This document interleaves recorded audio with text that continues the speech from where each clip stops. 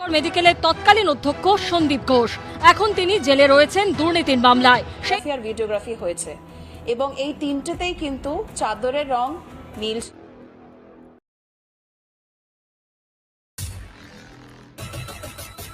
নমস্কার, আমি কৃষ্ণপদ অধিকারী। আমার ছোট্ট একটা ইউটিউব চ্যানেল আছে, চ্যানেলটার নাম don't care, Facebook page Krishna Krishna.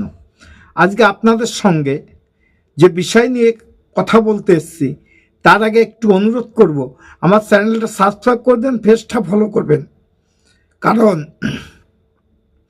এই আজকাল সঞ্জয় রায়ের ব্যাপারে হঠাৎ করে মুখ্যমন্ত্রী কেন হাইকোর্টে চলে গেল, আপনাদের মনের মধ্যে একটা অন্যরকম চিন্তা ভাবনা আসছে কিনা জানি না, কিন্তু আপনাদেরও যদি না আসে সেই চিন্তা ভাবনাটা আমার মনের মধ্যে এসছে এবং এসে গেছে।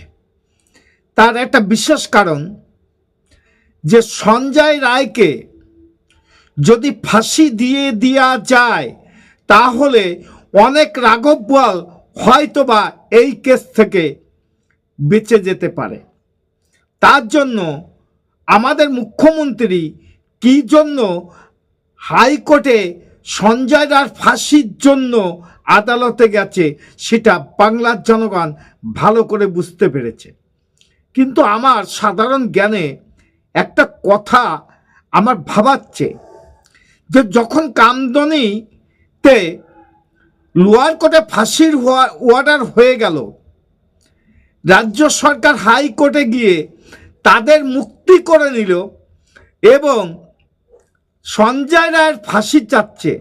এখানে আপনাদের মধ্যে কোনো চিন্তা ভাবনা জাগ্রত হচ্ছে কিনা জানি না, কিন্তু আমার চিন্তা ভাবনা জাগ্রত হয়ে গেছে। সেখানে দাঁড়িয়ে আমরাও বলতে পারি এ বাংলায় হচ্ছেটা কি। চলেন কথা না বাড়িয়ে ভিডিওটা শুরু করার আগে বলে যাই, সঙ্গে থাকেন, ভিডিওটা দেখুন। অনেক গুরুত্বপূর্ণ বিষয় নিয়ে আপনাদের সঙ্গে কথা বলতে এই ভিডিওর মধ্যে আসলাম। চলেন দেখা যাক ভিডিওটা। আমরা ফাঁসি চাই। যারা এত পৈশাচিক অত্যাচার করে,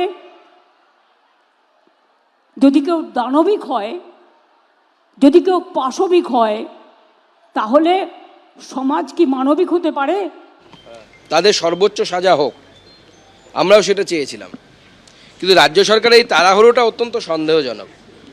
রাজ্য সরকারের এই তাড়াহুড়োটা দেখে মনে হচ্ছে ওরা তাড়াতাড়ি সঞ্জয়ের মুখটা কেন যেন বন্ধ করে দিতে চায়। সরকারি হাসপাতালের মধ্যে একজন কর্মরতা চিকিৎসককে নৃশংসভাবে ধর্ষণ এবং খুন করা হবে, সেটা যদি বিরল ঘটনা না হয়, আমাদের বিশ্বাস চলে যাচ্ছে। আমরা অত্যন্ত হতাশ এবং আমরা মনে করি যে এটা বিচারের নামে প্রহসন হলো। আমরা সন্তুষ্ট হব সেই দিন বাকি যে আর প্রভাবশালী ব্যক্তিত্বরা জড়িত আছে তাদেরকে সিবিআই ধরুক এবং ধরে তাদেরকে ফাঁসির সাজা দিক। কারণ সঞ্জয় রায় একা ক্রিমিনাল নয় এই কেসে। আজকে দাঁড়িয়ে যে রায় আমরা পেয়েছি সেই রায়কে আমরা ভীষণই দুর্ভাগ্যজনক মনে করছি। আজকে বলা হচ্ছে যে এই ঘটনা নাকি বিরলের মধ্যে বিরলতম নয়। এ কথা আমরা কি করে? এখানেই প্রশ্ন যে বাংলার জনগণ যেটা বলছে সেটা সঠিক কি? প্রথম থেকে বোঝা গেছে যে কোনো একটা কেস ধামাচাপা কেউকে বাঁচানোর জন্য রাজ্য সরকার এবং পুলিশ প্রশাসন একইভাবে প্রতিষ্ঠান করে গেছে। তার কিছু বাইক আপনাদের শুনিয়ে দিলাম যে মানুষ কিভাবে ক্ষিপ্ত হয়ে আছে, আর এই আর্জিকাল কাণ্ডে পুলিশ প্রশাসন কিভাবে ধামাচাপা দিতে চেয়েছে সে কিছু উপমায় আপনাদের সামনে দিচ্ছি। চলুন দেখা যাক। শাস্তি মানে ফাঁসি হোক। আমরা রাজ্য সরকার ফাঁসির পক্ষে। আপনারা জানেন জীবনে আমি কোনো অন্যায়কে কোনোদিন প্রশ্রয় দিই। এখন নানা ধরনের গুজো চারদিকে চলছে, মাল্টিপল লোক ইনভলভ আছে, কাউকে প্রোটেক্ট করার চেষ্টা করা হচ্ছে, 3 জনের সিমেন্ট পাওয়া গেছে। 2022 সাল সন্দীপ ঘোষের বিরুদ্ধে মেডিকেল কলেজ তহবিল 9-6 করার অভিযোগ ওঠে।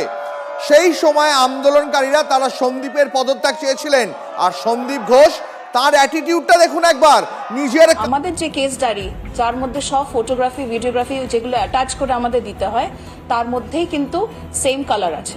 হয়তো হয়েছে যে প্রথম 3টের সময় নাকি একজন আমার মেয়ের কাছে গেছিল, সে নাকি দেখেছিল আমার মেয়ে লাল চাদর গায়ে দিয়ে ঘুমাচ্ছে। পরে একজন ফটো দেখেছে সে নীল চাদর গায়ে দেওয়া। আমরা যখন দেখেছি তখন দেখেছি সে সবুজ চাদর গায়ে দেওয়া, কিন্তু যখন নীল চাদর গায়ে দেওয়া তখন তার ওই বেড থেকে পা অনেকটা দূরে, এই ফটোটাও আমরা দেখেছি। এবং আমরা যখন দেখেছি তখন পা গুলো সামনে একদম পুরো সাজিয়ে গুছানো, ওটা পুরো বোঝা যাচ্ছে যে কেউ সাজিয়ে গুছিয়ে একদম পুরো দেখিয়েছে আমাদের।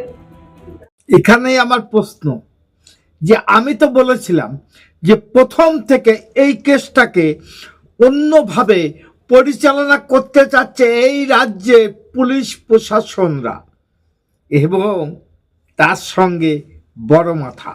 কিন্তু আমার প্রশ্ন যে আমরা এই মায়ের কথা, সন্তান হারানো মায়ের কথা বিশ্বাস করব না এই আর এক মায়ের কথা বিশ্বাস করবো জানি না। উনি মা কিনা এটাও আমার ভাবতে কষ্ট হচ্ছে। যদি মা হতো তাহলে এত মিথ্যাশ্রী প্রতিশ্রুতি নিয়ে সাংবাদিকের কাছে আসতো না। জানি আপনি চাকরি করেন ঠিক, কিন্তু আপনার যে পোশাকটা আছে সেই পোশাকটার ধর্ম আপনি কিন্তু মানতে পারলেন না। এইটাই বাংলার জনগণের দুঃখ, কষ্ট, বেদনা। আরজি কলেজ যেটা হয়েছে আর বর্তমানে যেটা হচ্ছে, এটা কোনো শুভবুদ্ধি লোক হয়তো মনের থেকে মানতে পারবে না। সঞ্জয় যখন বেঁচে আছে এবং বেঁচে থাকবে, রাঘব বোয়ারা ধরা পড়বে।